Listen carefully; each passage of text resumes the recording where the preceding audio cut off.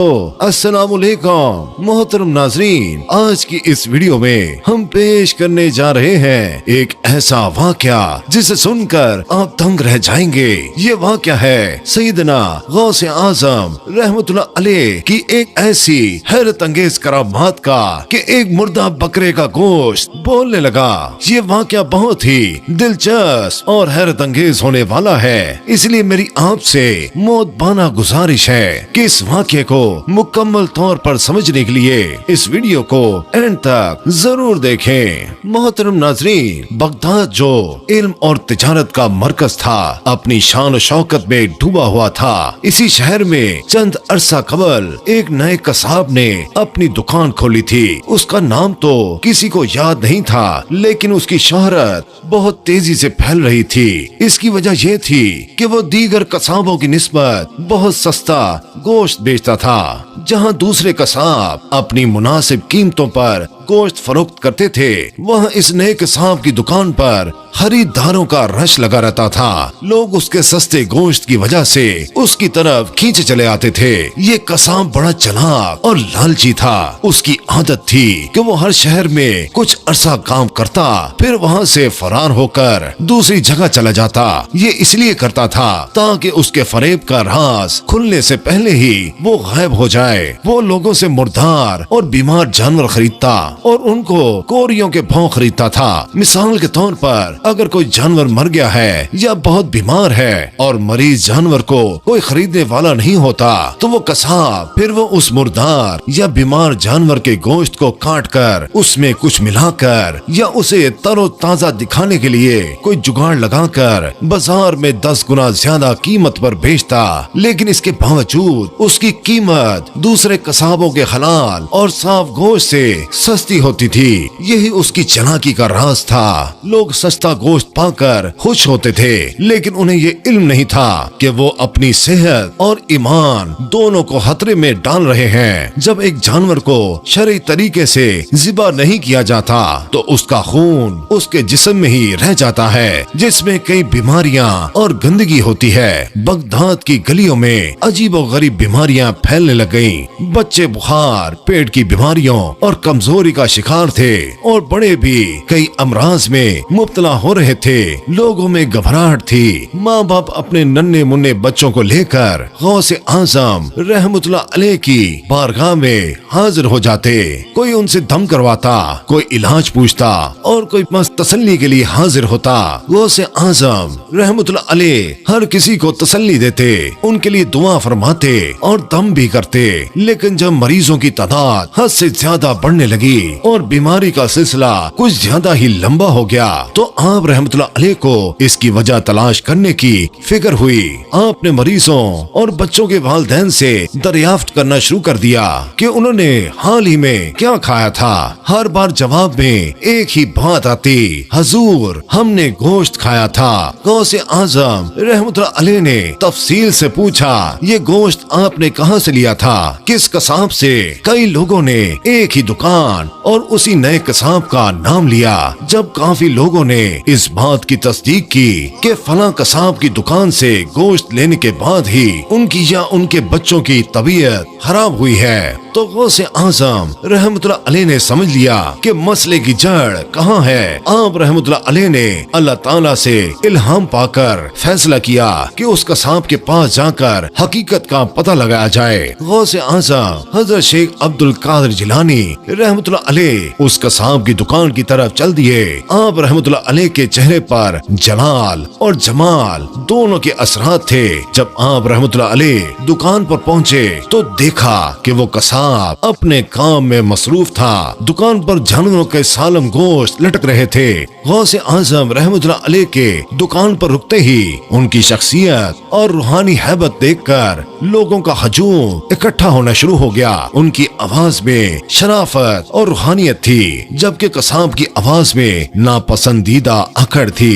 आप रहमतुल्लाह अलैह ने दुकानदार से कहा, ऐ कसाब, तेरी दुकान से गोश्त खाने वाले कई लोग बीमार हो रहे हैं, क्या तू जानता है कि इसकी वजह क्या है? कसाब हैरानी और बेपरवाही से और चेहरे पर मुस्कुराहट लिए बोला, हजूर, मैं तो हर सुबह ताज़ा और हलाल गोश्त बेचता हूँ, भला मेरी वजह से लोग कैसे बीमार हो सकते हैं? मैं तो उन्हें दूसरों से सस्ता देता हूँ, लोग तो खुश होकर लेकर जाते हैं। उसकी आवाज में एक अजीब सी अकड़ थी, जैसे उसे अपनी चालाकी पर बहुत फख्र हो। आप रहमतुल्लाह अलैह ने जलाल में आकर कहा, ताज़ा और हलाल, तू झूठ बोल रहा है। ऐ कसाब, तुझे मालूम है तू क्या कर रहा है? तेरा गोश्त ताज़ा और हलाल नहीं है, तू लोगों की सेहत से खिलवाड़ कर रहा है और उन्हें जानबूझकर बीमारियों में मुब्तला कर रहा है। कसाब के चेहरे पर मुस्कुराहट गायब हो चुकी थी। घबराते हुए बोला, आप मुझ पर तोहमत लगा रहे हैं। मैं एक शरीफ कसाब हूँ और अपनी रोजी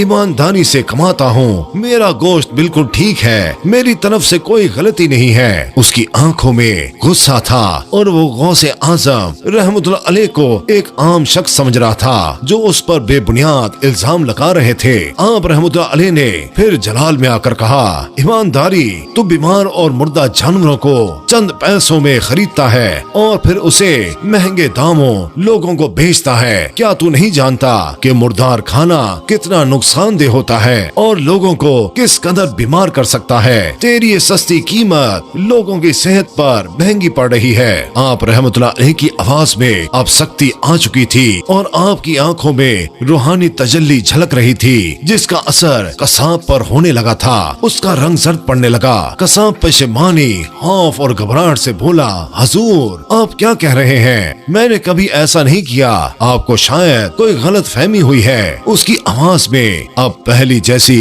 यकीन दहानी नहीं थी। वो गौसे आजम रहमतुल्लाह अलैह की आंखों में देखने की जुर्रत नहीं कर पा रहा था। आप रहमतुल्लाह अलैह ने मजीद बहस करना मुनासिब न समझा। आप रहमतुल्लाह अलैह ने फौरन उस बकरे के लटके हुए गोश्त की तरफ इशारा किया जिसकी खाल उतरी हुई थी और जो दूसरे गोश्तों के साथ लटक रहा था।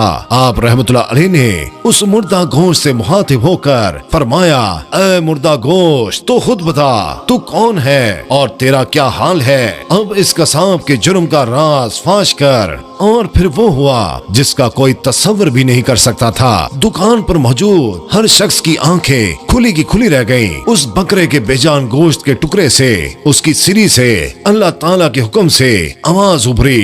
गोश्त ने बोलना शुरू कर दिया और वो भी बिल्कुल साफ और वाज़ेह अल्फाज में, जैसे कोई जिंदा शख्स कलाम कर रहा हो। वो गोश्त बोला, हाँ, मैं बहुत बीमार था और मर चुका था। मैं तो बेकार हो गया था, किसी काम का नहीं था, मगर इस लालची कसाब ने चंद पैसों के लिए मुझे मेरे मालिक से कोरियों के भाव में खरीदा। इसने मुझे शरई तरीके से ज़िबा नहीं किया, बल्कि मुर्दा होने के बावजूद मेरे टुकड़े करके यहाँ लटका दिया ताकि लोगों को बेच सके।